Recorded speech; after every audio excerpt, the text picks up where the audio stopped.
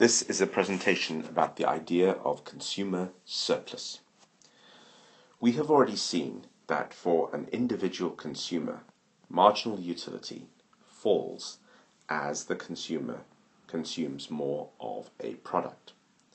We've also seen that depending on the price of the product, the consumer will continue consuming the product until the marginal utility he obtains from the last unit is equal to the market price.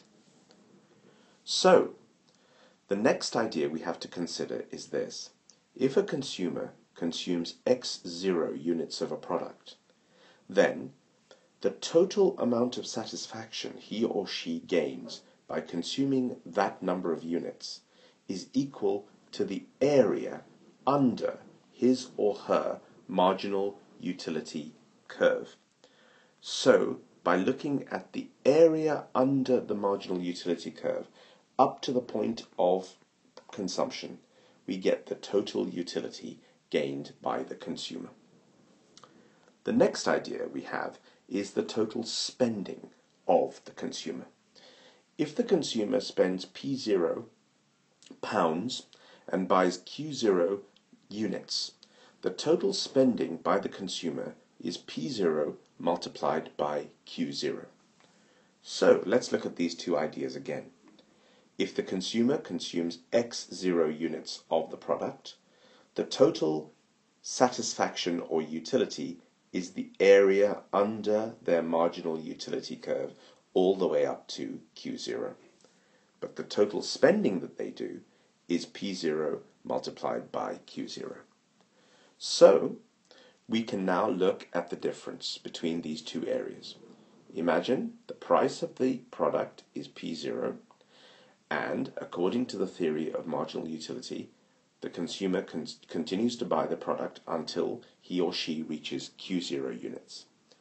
They have spent this much money, P0 multiplied by Q0, but the total amount of satisfaction that they have received is the area under the marginal utility curve all the way up to X0. So we have to look at the difference between the two areas. And it's obvious that the difference between the two areas is this red shaded area here. So this red area represents the satisfaction or pleasure that the consumer got from consuming X0 units of the product, which is in excess or more than the money that they spent. The total money that they spent was only this green area, but the total pleasure exceeded the money spent by the amount of the red area. So this, if you like, is extra pleasure that the consumer did not have to pay for. And this extra pleasure is called consumer surplus. So the last thing to realize is that there is a very strong connection between the marginal utility of an individual consumer and the market demand curve. So we've already seen that this area under the individual's marginal utility curve is consumer surplus. But that is really the same as this area between the price and the demand curve.